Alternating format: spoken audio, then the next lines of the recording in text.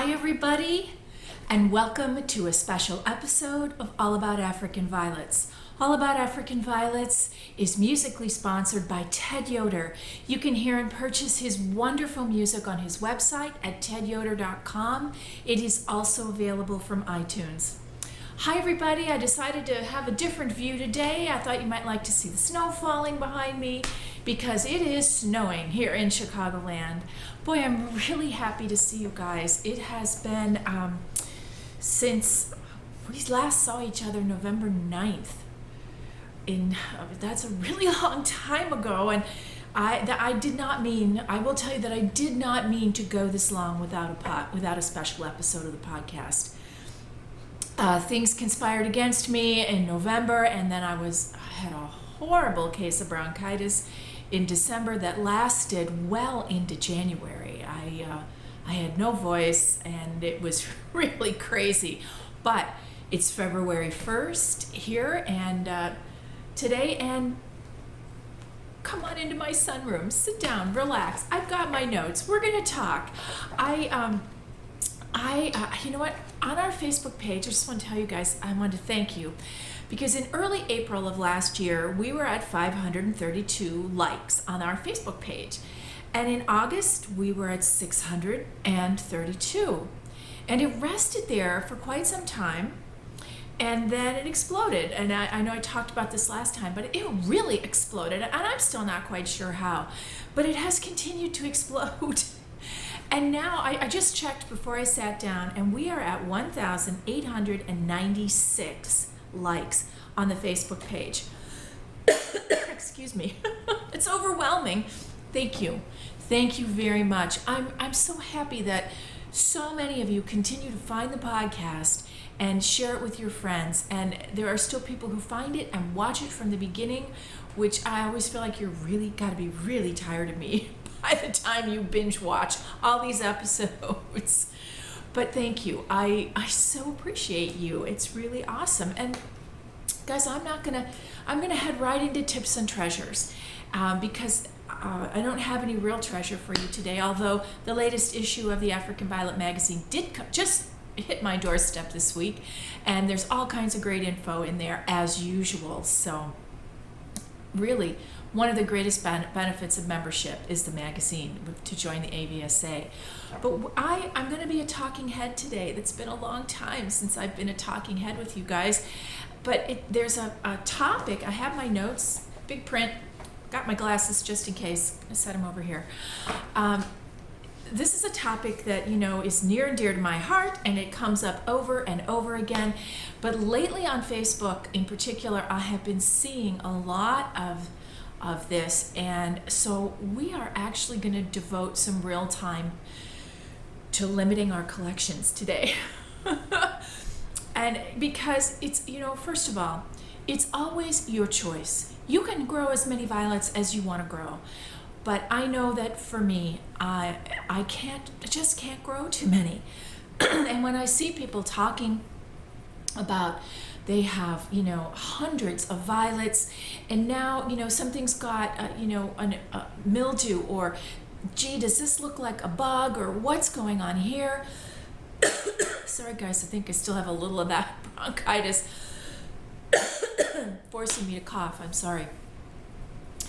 But when you have that many plants, it is, unless you have nothing else to do, it is very difficult to take care of them well and give them the care and the space and the time that they need to grow well.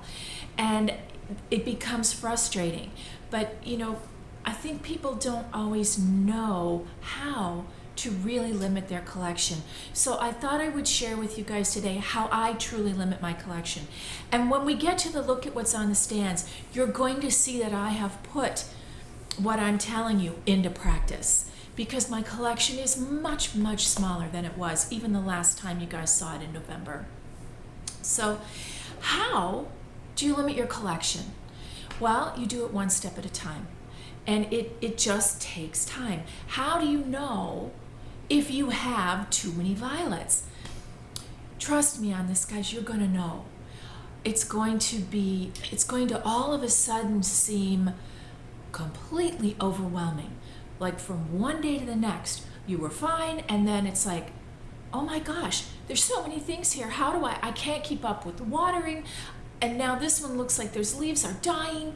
And what do I do next? It becomes absolutely overwhelming, and it becomes not fun. And when something's not fun, we avoid it. And when we avoid a problem with our violets, 99% of the time, not going to go away on its own. It's just going to get worse. So the best thing, I think the second step or the first step really, is to figure out how much time do you really have to devote to your hobby. Do you have a full-time job? Do you have a family? Do you have other hobbies, other interests? Only you know how much time you really have to devote to your plants. Or do you have other plants? Like you can see in the sunroom here, there's plants all around me back here, just in this corner, and there are more on the other side of the sunroom. So it's not just the violets that I have to take care of. I have other plants that I like and enjoy in my home, and then I have to spend time taking care of them as well. So that first step really becomes, how much time do you truly have? And once you figured that out, how much space do you have? We know that our violets, like, for show, I grow mine on light carts. But you know that the big box violet, which is actually directly behind me, so I'm blocking it, you can't see it, it's growing in natural light. So plenty of people, in fact, the majority of people who grow violets don't grow them for show. They just want to have something beautiful in their home. I'm so sorry, guys. I haven't been coughing like this for at least a week and a half. I thought it was safe to sit down and talk to you today. I apologize. So how much space do you have? I have light carts. I know how many plants will fit comfortably on those light carts. But so how many, do you have a light cart? Do you have good windows? Do you have space to put the violets on near the window? Do you have plant stands? What do you have? So figure out your time and your space. And then you need to ponder this, because for violets to grow to their full potential, they need to have airspace around them. And I've gotten a lot of comments from you guys over the course of the podcast. More than a few of you have said, wow, there's so much space on your stands. There's all that empty space. That's because, first of all, I like to grow standards, but even minis and semis, they need space around them. They don't want to be touching up on the other plants. They want to have space to spread out and be able to grow to their full potential. The other thing you need to consider is that you need to have an isolation area. That is for new plants, new violets that you may bring into your home that are in plant form rather than leaf form. Or if something looks wonky on the stand and you think, I need to get this away from everybody else until I figure out what's going on. So time and space. And then the next thing I look at is, are there varieties that are non-negotiable for me? In other words, when I say that, I mean, are there varieties that I am always going to give shelf space, non-negotiable to toss them? I'm going to keep them. They have great meaning for me, or I just adore them. And in a good example of that for me is Fisherman's Paradise. Mine is quite small at the moment. I've never been able to grow it to its full potential here in Illinois the way I did in Southern California. In fact, when you see the look at what's on the stands today, I want you to take a good look at Jersey Snowflakes. And my Fisherman's Paradise in Southern California was even a little bigger than Jersey Snowflakes is now. And right now, my Fisherman's Paradise is in a solo cup because I restarted the crown, so it's not very big at all. But so if there are ones that you know you're always going to keep, then you're going to allot shelf space to them. And once you know how much time, how much space you have, and you know that some of that space may be taken up by variety or varieties that are non-negotiable for you, you're always going to keep them. Make an estimate on the number of plants that are going to fit well in your space. Make it a number that sounds reasonable to you. So once you've got all those preliminary steps, the easiest first step when you're looking at your stands is, do you have duplicates of a plant? I used to always have 2 plants of Fisherman's Paradise. I now only have 1. So if you find that you have duplicates that you don't really need, sing the Frozen song and let them go. Believe me, I've been singing the Frozen song all winter long here. Well, go where? Where do you let them go? I know that this is a big sticking point for many of you. You don't want to throw things away. You think, oh, someone will like this. Why, I shouldn't just let this go, but, if you have the opportunity, if you have a local affiliate of which you are a member and they have an opportunity table, where you can go and take plants and people can get them, take the duplicates there. Give them to your friends. If you have friends that also grow, maybe don't have that variety. I know I've heard people say they want to take them to local nursing homes. That can be an option. You need to check with them first. There are sometimes, they don't want to have additional plants because they already have too much work to do and they are not able to take care of them and to help their residents take care of them. So look around. If throwing them away for you is really not an option for you, then look around and see what you can do. But for me, more often than not, the majority of people I know, I don't have a local affiliate of which I'm a member, so I don't have that opportunity to take things for other members to grow. Most of my violet friends already have most of the same varieties that I grow because we do share and trade with each other. So they're not generally interested in having more of something they already have. So for me, as Kent Stork has shared with us in the past, his favorite tool in his plant room is the trash can. So I sing the Frozen song, I let them go to their great reward. So we've gotten rid of our duplicates. Second step, look at what's left and recalculate your number. So that number that you kind of thought maybe was reasonable, see if it's still reasonable for you. And if it's not, were you able to reach your number by getting rid of the duplicates? If not, then a third step, do you have a lot of the same kind or type of plant? You've seen this on the podcast multiple times where I have sat here and said, how many blue semi-miniature trailers do you really need, Annie? I have 3 at the moment. One of which I really like, Linda Darnell. You are going to see it. It's a vintage variety, if I'm not mistaken. You're going to see it on the Look at What's on the Stands. It has been moved up from the basement. Way happier up here.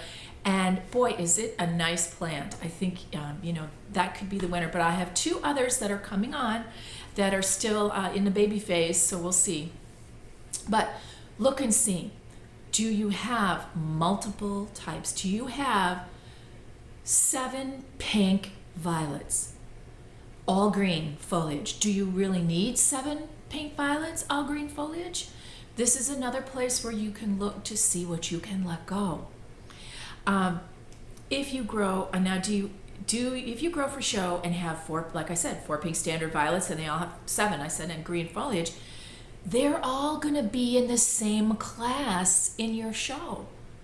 So because I grow for show, I'm always looking to get violets in multiple classes because, yes, you can get a blue, all 7 of those in the same class could be blue ribbon plants. Only one of them is going to be the best in class. And if you're hoping to get more best in class ribbons or have a better opportunity for your plants to maybe be selected for bigger Rosette Awards, for major awards in a show, you want to have a good variety in the plants that you are growing and that you're keeping. So, collection versus color. You may keep 2 of the same plant because it's one that grows really well for you, and you'd like to have it. Perhaps it's an AVSA registered variety, and you'd like to have it for an AVSA collection, as well as have another plant of it that you could show in the color class. So, there are reasons sometimes to keep more than one of the same plant. And that's part of this process of finding the ones that grow the best for you in your conditions. So The next question becomes, which ones do you like the best? Of those 7 pink violets, some of them are going to have better symmetry than others. Some of them may bloom better than others. So take a look and see of those. You can begin to winnow them down and narrow your focus there. And then which ones grow best in your growing conditions. If you've got 7 and you've narrowed it down now to 4, maybe only 2 of those grow really well for you. Symmetry's great, blossoms are great, blooming true, loves your growing conditions, growing really beautifully. Well, maybe you hold on to those 2 and you let the other two go to their great reward. So again, a process of narrowing it down. So by now, your numbers should be pretty close to your reasonable number. But if not, look at the plants you have and really look at them. Do any look wonky? Are they just kind of existing in your conditions? They're not thriving. They're just sort of hanging out, kind of, as much as I love the Buckeye plants, I love them. And if you are on Facebook and you watch Kurt Jablonski's page, if you follow him, he grows the most gorgeous Buckeyes. Buckeyes don't seem to like my growing conditions. I have not been successful in growing one here in Illinois in the entire time I've lived here. I grew them successfully in Southern California, but here in Illinois, they are just not happy. Thus far in my collection, I'm finding that to be true with, again, really unfortunately, with Belinda's Cajuns, the Cajun series. I adore them. They are gorgeous plants, beautiful symmetry. I've got a couple of her trailers right now that I'm crossing my fingers are going to grow well for me, and I've got at least 2 of her plants that are still hanging in here, but thus far I've changed their location. They were in the basement. I'm hoping that being up here on the main floor of my home is going to make a difference for them. It's warmer up here, and they're hybridized in a warmer climate than the Midwest. But I know they grow in the Midwest because BJ Ohm grows them in Nebraska, and they are stunners. So something about my personal growing conditions have not been a good match for them. So that's something to really look at when you are really looking at your shelves. What's really thriving? Those are the plants that you want to keep and devote your attention to. And for the rest, again, sing the Frozen song, let them go. Those are some definitive steps that you can take, that I have personally taken. I took Pauline Bartholomew's advice to limit my collection very seriously. It's always served me well. Whenever I have gone over the number that I know is reasonable for me, I'm never happy, the plants are never happy. So what's reasonable? Again, that's going to depend on your time, your space. For me, I know that I cannot grow more than 50 varieties well. And I'm much happier, quite frankly, growing closer to 30. And at the moment, I have 34 varieties. Now, that's quite a few less even than I had mentioned, even in November, the last time you took a look at what's on the stands.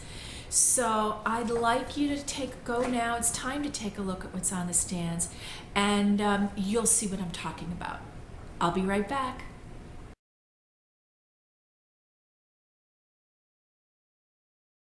Well, it's time to take a look at what's on the stands, and I'm here in the guest room, and I think you can tell from the last time you were here that things are looking a little different. This is fresh air.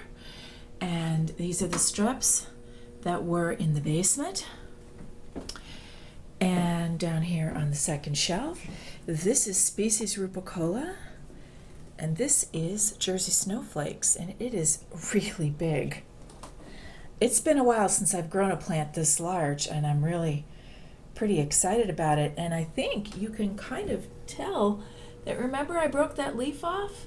You can't even really tell where it was. Everything has filled in really well.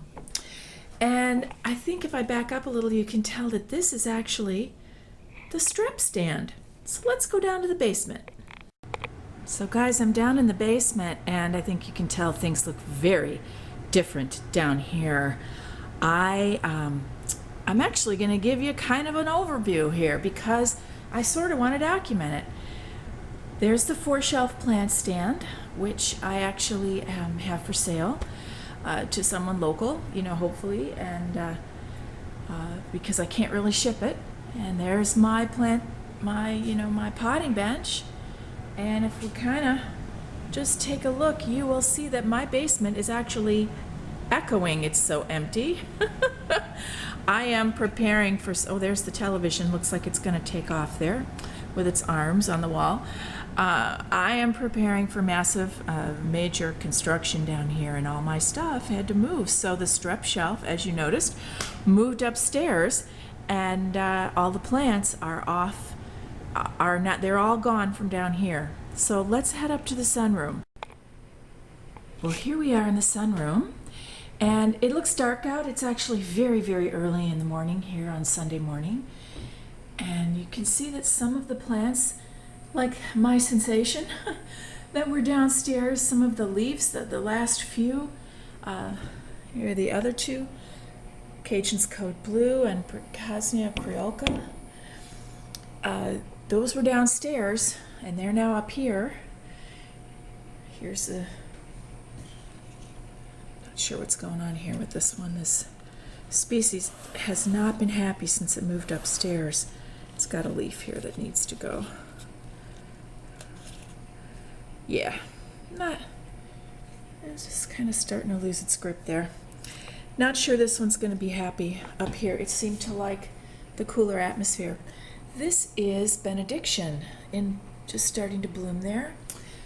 This is Cajun's McKenna Trail, and this is Cajun's Swamp Trail. Just looking for things that have little blossoms. That is my powwow that needs some grooming. It's got a whole row of lower leaves that need to go. This is Rhapsody Annie. And this is Tenary's Royal Trailer. This is Optimara Ingrid. All of these are going to be disbudded, guys. They're just kind of hanging out here in the sunroom. Just kind of walk around and show you the other side here. A little closer on powwow. Here's this really interesting trailer rambling. I think it's Rambling Right Along. I always forget the name of it once I'm down here looking at it. And the name is over on this side. I can't read it, even with my glasses on. Yeah, Rambling Right Along. All right, so now, what happened to the rest of the plants that were downstairs? Well, come on with me to my office. Alrighty then.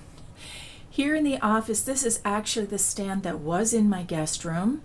And so most of those plants are now in here on this stand, and I've let some of them come into bloom. And some of these are also from downstairs. Here's Roulette with a really nice head of blossom, and it's in a little tiny solo cup. This is one that I had to restart the crown. This is Santee Sue. Let me walk around here. Things are kind of crazy here in the office. I've been cleaning. Here is Fisherman's Paradise. Optimara, Michigan. And I've moved both of the Calumnias up here, and I have to say, they've only been up here for about a week. They are way happier, warmer. So these guys are definitely gonna stay up here. This is Optimara Yellowstone. This is Linda Darnell. Again, also much happier up here than it was down in the basement. And this is Orbicularis, and this is Orbicularis verpurpurea. So I think you have gotten a great look at what's on the stands, and we'll go take a quick look at Big Box Violet 2. Here I am back in the sunroom, and here is Big Box Violet 2, and it's actually doing quite well, just hanging out here at the window. And in case you wanted to take a look, I'm gonna I'm going to show you what's going on here in Chicagoland today. Snow, snow, and more snow. I'll be right back.